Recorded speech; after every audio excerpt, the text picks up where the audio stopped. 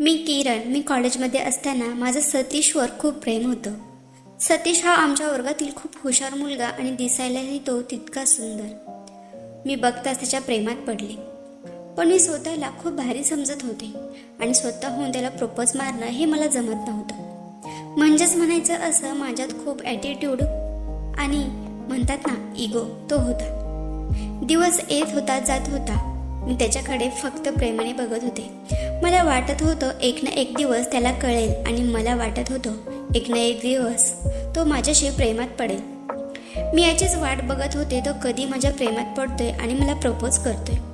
मला जास्त कोणाशी बोलायला आवडत नव्हतं. सगळ्यांमध्ये मिळून मिसळून राहणं हे मला जमतच नव्हतं. मला सगळ्या मुली म्हणत होत्या ही खूप एकलखोरी आहे. कोणालाही माझा स्वभाव आवडत नव्हता. माझा स्वभाव लोकांना आवडत नव्हता म्हणून मी लोकांपासून लांबच राहत होते. खूप दिवस वाट बघून सुद्धा सतीशने काही मला भाव दिला नाही. आता मला कळले होते मला बोलण्याशिवाय पर्याय नाही. मला याला सांगावेच लागेल. मी तुझ्यावर खूप प्रेम करते. मला तू खूप आवडतोस. एके दिवशी मोठे धाडस करून मी त्याला सांगितलं सतीश आय लव्ह यू. मी तुझ्यावर खूप मनापासून प्रेम करते. मला तू खूप आवडतोस. मला तुझ्यासोबत लग्न करायला खूप आवडेल. सतीश हा खूप सिद्धांतवादी मुलगा होता.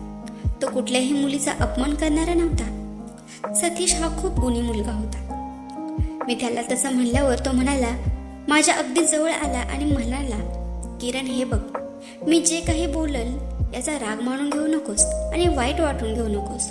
मी तुझ्यासोबत प्रेम नाही करू शकत. जरी तुझं माझ्यावर प्रेम असेल तरी पण मी तुला त्या नजरेने कधीच बघितलं नाही. आणि सांगायचं म्हणजे जेव्हापासून तू माझ्या कॉलेजमध्ये आहेस तेव्हापासून आपल्या दोघांची फार काही ओळख नाही. मी तुला काही जास्त ओळखत नाही. तू जरी मला ओळखत असतीस तरीही. किरण अवघड मानून घेऊ नकोस पण खरं सांगतो माझं प्रेम नाही आणि मला आत्ताच या सगळ्यांमध्ये गुंतायचं नाही. त्याचे हे शब्द ऐकल्यावर माझ्या काळजाला खूप जखमा झाल्या. कारण कॉलेजमध्ये माझ्यासारखी देखणी मुलगी मला तर वाटतच नव्हतं असेल म्हणून. आणि त्याच्यामुळे मला वाटत होतं सतीश मला कधीच नाही म्हणणार नाही.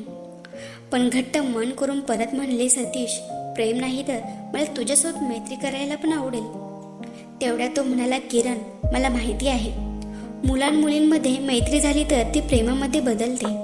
पण मला सध्या मैत्रीचीही गरज नाही. तुला सांगायचं आहे सध्या मला याच्यामध्ये पडायचंच नाही.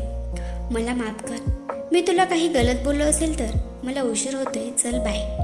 असं बोलून तो निघून गेला. सतीश मला फार आवडत होता. मला तो माझ्या आयुष्यात त्याला एक भाग बनवायचंच होतं कुठल्या ना कुठल्या नात्याने.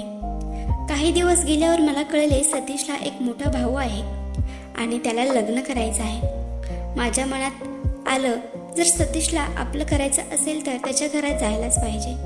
माझं नशीबच म्हणावे लागेल. सतीशच्या भावासाठी मला मागणं आलं. वडील म्हणाले किरण ते घराणं खूप चांगलं आहे. तिथे लग्न करशील तर खूप खुश राहशील. तू हातातून हा मुलगा चांगला जाऊ देऊ नकोस. त्याच्याशी तू लग्न कर. फक्त आणि फक्त सतीश त्या घरात आहे म्हणून मी त्याच्या भावाशी लग्न करायला तयार झाले. 2 महिने उलटून गेले. माझं सतीशच्या भावासोबत लग्न झालं. सतीशच्या भावाचं नाव होतं सोहम. मी फक्त आणि फक्त किरण त्याच्यासाठी घरात गेले होते.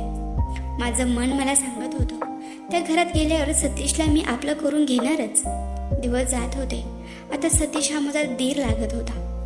आता मला त्याच्या रूममध्ये जायला कोणीही अडवू शकत नव्हतं. मी याच्यातच खुश होते. सतीशला मला रोज दिसत होता. त्याच्याशी मला रोज बोलायला मिळत होतं. त्याची कामे करायला मला खूप आवडत होती. पण मात्र तुम्हाला वहिनी म्हटल्यावर मलाही आवडत नव्हतं. पण असो मी रोज संध्याकाळी उठून मस्त तयार होऊन सकाळी त्याच्या रूममध्ये त्याला उठवायला जात होते. नंतर त्याला आवडती तशी कॉफी घेऊन त्याच्या रूममध्ये जात होते. त्याचं काम करायला मला एक वेगळीच मजा येत होती. भाऊजी अहो उठा. किती वाजलेत? कॉलेजला नाही जायचं का? अजून तयार होणार? किती उशीर होतोय तुम्हाला? उठा लवकर. मी तुमचं काम उरकण्यात तुम्हाला मदत करते. हा माझा रोजचाच त्याच्याशी होणारा संवाद. मी त्याला कॉफी घ्यायला गेले तर मला एक वेगळीच फिलिंग येत होती. मी त्याचं काम खूप मनातून करत होते. सकाळी आंघोळीला जाण्याच्या वेळी हातात टॉवेल ब्रश कोलगेट घेऊन उभा राहायची मजा वेगळीच होती. मी माझ्या नवऱ्याचं काम कमी आणि सतीशचं सर्व काम ऐकत होते. एवढं करून सुद्धा सतीश मला काही भाव देत नव्हता. त्याला आवडते तसे मी राहत होते, पण तो माझ्याकडे एक डोळा टाकून सुद्धा बघत नव्हता. त्याची नजर माझ्याकडे यावी म्हणून मी नको तेवढे प्रयत्न केले. या प्रयत्नात मी माझ्या नवऱ्याकडे लक्ष दिले नाही. माझा नवरा सर्व काम स्वतः करत होता. मी सतीश म्हणजेच माझ्या धीरासाठी काहीही करू शकत होते. मला काहीही करून ते मिळवायचंच होता. मी सतीशसाठी रोज एक पत्र लिहून सतीच्या रूममध्ये बेडखाली ठेवून देत होते. रोज न चुकता मी बेडवर पत्र खाली ठेवून देत होते. आता सतीशचं वागणं जरा बदललं होतं. तो माझ्याकडे बघत होता, मला स्माईल देत होता. आता माझ्या मनाला कुठेतरी बरं वाटत होतं. मला वाटत होते एके दिवशी तरी सतीश मला बोलायला माझ्या रूममध्ये येईल. आणि एके दिवशी मी झोपेत असताना माझ्या पायाला कोणाचा तरी स्पर्श झाला. मी डचकून उठले आणि समोर बघितलं तर तोच होता. माझ्या डोळ्यांना विश्वास होत नव्हता, कारण या दिवसाची मी खूप दिवसापासून वाट बघत होते. स्पर्श होताच मी उठले आणि समोर सतीश होता. सतीश दिसल्यामुळे मी पटकन उठून केस वगैरे आवरायला घेतले. मी त्याला म्हणाले, उभा का आहात, बसा ना खाली. किती दिवसापासून तुम्हाला बोलत होते, पण आज आला आहात माझ्या रूममध्ये. मी खूप दिवसापासून वाट बघते. मी सतीशचा हात धरला आणि त्याला बेडवर बसवलं. सतीश रागाने उठला आणि म्हणाला, किरण बस कर हे वागणं असलं, बस कर, मला तुझं सगळं काही कळत आहे. हे काय आहे किरण, हे पत्र तू ठेवले आहेस. ते आपण माझ्यासाठी किती दिवसापासून ठेवत आहेस, तुला माहिती आहे. मी याच्यातलं एक सुद्धा पत्र वाचलं नाही, कारण मला माहीतच नाही तू माझ्यासाठी तिथे पत्र ठेवतेस. आज अचानक मोबाईलची पिन सापडताना मला हे पत्र भेटले आणि मी त्याचा एकच पत्र उघडून बघितले. तेव्हा कळले हे सर्व पत्र तू माझ्यासाठी लिहिले आहेस. किरण, हे अजिबात ठीक नाही. मी तुला तेव्हाही सांगितलं होतं आणि आत्ताही सांगतोय, मी तुझ्याकडे त्या नजरेने कधीच बघितलं नाही. पण मला आत्ता कळते तू या घरात फक्त आणि फक्त माझ्यासाठी आली आहेस. माझ्या भावाला धोका देतेस तू. किरण, हे मला अजिबात आवडत नाही. तू मला अजून ओळखलं नाहीस मी कसा आहे. हे सर्व नाटक बंद करायची, नाहीतर याचे परिणाम खूप वाईट होतील. ते माझ्यासाठीही आणि तुझ्यासाठीही. एवढे लक्षात धर, तुझे लग्न झाले आहे. भाऊजी, हळू जरा, बाहेरच्या लोकांना आवाज येईल. ते काहीही असो, असं म्हणून ते पत्र माझ्या तोंडावर फेकून तो निघून गेला. तेवढं माझा नवरा रूममध्ये आला. त्याने सर्व ती पत्र पाहिली.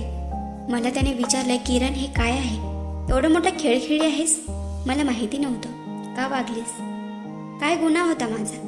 मी रागात त्यांना म्हणाले, तुमचा काहीही गुन्हा नाही, माझाच गुन्हा आहे. तुमच्या भावाच्या प्रेमात पडले होते. आणि तुम्हाला सांगते, नवऱ्याचा हक्क माझ्यावर गाजवायचा नाही. माझं तुमच्यावर प्रेम वगैरे नाही. आमच्या बाहेरच्या ओरंड्यात मी विचार करत रडत बसले होते. मी खूप विचारात होते. मला कोणी काही बोललेले हेही कळत नव्हतं. तेवढ्यात माझ्यापासून एक खूप मोठा साप आला होता. हे माझ्या धीराने म्हणजे सतीशने पाहिलं होतं, पण त्याने काही मला वाचवण्याचा प्रयत्न नाही केला. तो साप अगदी माझ्या पायावर आला होता. तेवढ्यात माझ्या नवऱ्याने ते बघितलं. माझा नवरा पळत माझ्या जवळ आला आणि तो साप हाताने धरून त्याने लांब फेकला आणि माझ्या कानाखाली वाजवली आणि म्हणाला, ध्यान कुठे आहे तुझं. एवढा मोठा साप तुझ्या पायावर आला तरी सुद्धा कळलं नाही तुला. साप म्हटल्यावर मी शुद्धीवर आले. बघितलं तर खरंच खूप मोठा साप होता. मी त्याला बघून खूप घाबरले. त्या दिवशी माझ्या नवऱ्यामुळे माझे प्राण वाचले. मी सतीशवर वेड्यासारखं प्रेम करत होते, पण त्याने माझ्या प्रेमाची किंमत केली नाही. पण मी माझ्या नवऱ्यावर किंचितसुद्धा प्रेम करत नव्हते. पण माझ्या नवऱ्याने मला नवीन आयुष्य दिलं. आता मला चांगलेच कळले होते प्रेम कोणावर करावं. मी माझ्या नवऱ्याची हात जोडून माफी मागितली आणि झाले गेले विसरून जा असं म्हणून तुम्ही आज माझं जीवन वाचवलं. आजपासून मी नवीन आयुष्य चालू करते, ते फक्त तुमच्यासाठी. आणि मग मी आणि माझा नवरा आमच्या आयुष्यात खूप खुश होतो.